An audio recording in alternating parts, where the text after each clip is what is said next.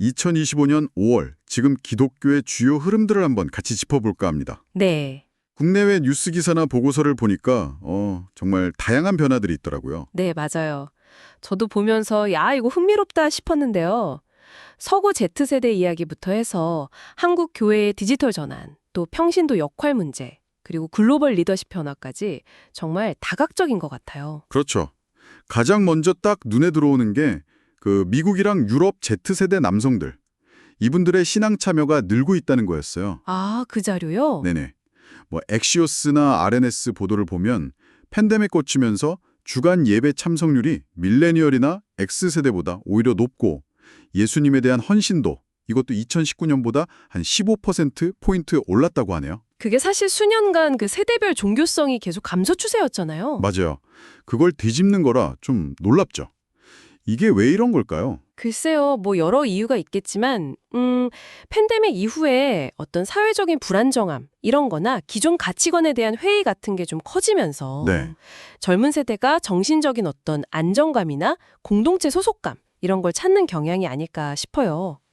그 전통적인 종교에 대한 반발이라기보다는 오히려 좀 더 근본적인 질문에 대한 답을 찾는 시도, 뭐 그렇게 볼 수도 있겠죠. 아, 그렇군요. 근데 흥미로운 건 한국은 또 조금 다른 방향이라는 거예요. 이런 오프라인 회귀 현상과는 좀 다르게요. 아, 그 유반젤리즘 말씀이시죠? 유튜브를 통한 신앙활동? 네, 맞습니다. 크리스천 투데이 자료 보면 재밌어요. 10년 전만 해도 미디어가 신앙 성장에 기여한다. 이게 1% 정도였는데 1%요. 와. 네. 근데 지금은 19%까지 확 늘었어요. 반면에 전통적인 예배나 설교 의존도는 절반 이하로 뚝 떨어졌고요. 와, 엄청난 변화네요. 그렇죠. 실제 크래큐컴 조사 보니까 성도님들 93%가 유튜브 콘텐츠에 도움된다 이렇게 답했고 목회자분들도 한 77% 정도는 동의하시더라고요. 접근성 영향이 크겠네요. 그리고 팬데믹 거치면서 습관도 바뀌었고요. 네, 아무래도 그렇죠. 비대면 소통, 또 개인화된 신앙 경험, 이런 게 익숙해진 결과로 보여요. 이렇게 온라인 활동이 늘어나면 자연스럽게 교회 내부 구조에도 변화가 생기지 않을까 싶은데요. 요즘 한국 교계에서 평신도 사역 중요성이 계속 이야기되잖아요. 아, 네, 맞아요. 한국교회 트렌드 2025 보고서나 뭐 한국일보 애틀란타 기사 같은 데 보면 교회의 생존과 성장의 열쇠다. 이렇게까지 표현하더라고요. 네, 그게 이제 목회자 수급 문제나 또 탈종교화 현상 같은 좀 현실적인 어려움들이 있잖아요. 그렇죠. 신학교 지원자도 많이 줄었다고 하고요. 네, 그런 문제들과 맞물려서 이제 일반 신도분들이 주도하는 사역, 즉 평신도 사역이 중요한 대안으로 주목받는 거죠.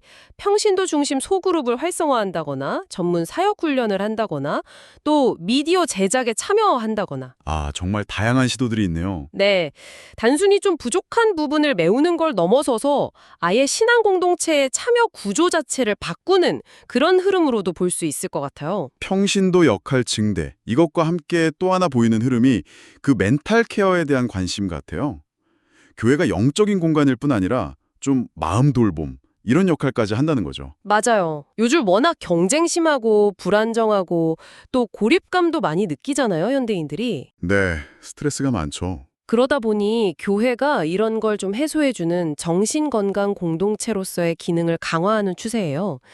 뭐 명상 프로그램이라든지 전문 상담 면계 아니면 서로 지지하는 그룹 운영 같은 게 활발하고요. 어허, 특히 뉴스파워 보도처럼 청년층 대상으로 정신건강이랑 영성을 좀 통합하려는 시도들, 그런 워크숍 같은 게 많이 눈에 띄더라고요. 결국 신앙이 개인의 어떤 내면적인 안정과도 깊이 연결된다? 이런 인식이 더 커지는 거네요. 네, 그렇다고 볼 수 있겠죠. 자, 국내 상황을 좀 봤는데 시야를 좀 넓혀보면 세계적으로도 큰 변화가 있었잖아요. 2025년 5월 바로 사상 첫 미국인 교황이 선출된 거요. 레오 14세. 아, 네. 이것도 정말 큰 변화죠. 이게 지정학적으로나 문화적으로나 함의하는 바가 꽤 커요. 디 어스트레일리언 같은 매체에서도 지적했듯이 특히 아시아 태평양 지역 기독교 공동체에는 좀 새로운 외교적, 문화적 기회가 될 수 있다는 기대감이 있고요. 어떤 기회일까요? 뭐 예를 들면 일각에서는 중국 영향력이 커지는 상황에서 서방 국가들의 어떤 문화적 영향력, 소프트 파워라고 하죠. 이걸 좀 강화하는 계기가 될 수도 있다 이런 분석도 나오고요. 아하, 물론 현지 교회 지도자들은 그런 정치적인 해석보다는 교황께서 영적인 연대나 인권 문제에 대해서 어떤 메시지를 주실까 여기에 더 주목하는 분위기입니다. 정말 동시다발적으로 여러 변화가 막 일어나고 있네요.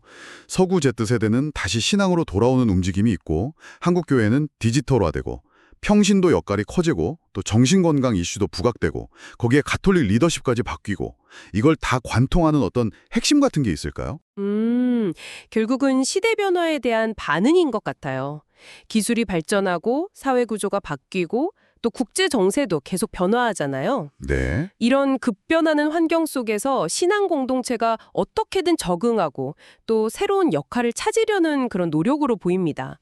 그냥 과거 방식만 고수하는 게 아니라 변화 속에서 본질은 지키면서 생존하고 더 나아가서 영향력을 발휘하려는 좀 능동적인 움직임, 이렇게 정리할 수 있겠네요. 네. 이 기독교를 둘러싼 현재의 복잡하고 또 역동적인 변화들을 정말 입체적으로 볼 수 있었던 것 같습니다. 여기서 저희가 한 걸음만 더 나아가서 이런 질문을 던져볼 수도 있을 것 같아요. 오늘 우리가 살펴본 이런 흐름들 있잖아요. 디지털화, 평신도 중심 사역, 글로벌 리더십 변화, 멘탈 케어 강화 같은 것들. 네. 이게 계속된다면 앞으로 한 10년 뒤에 우리가 교회 혹은 신앙 공동체라고 부르는 것의 모습, 또 그 정의는 어떻게 달라져 있을까요? 특히 온라인과 오프라인, 지역과 세계의 경계가 점점 흐릿해지는 이 시대에 말이죠. 이 질문을 한번 곱씹어 보시는 것도 의미가 있지 않을까 싶습니다. 정말 깊이 생각해 볼 만한 질문이네요. 오늘 좋은 말씀 나눠주셔서 감사합니다. 네, 감사합니다.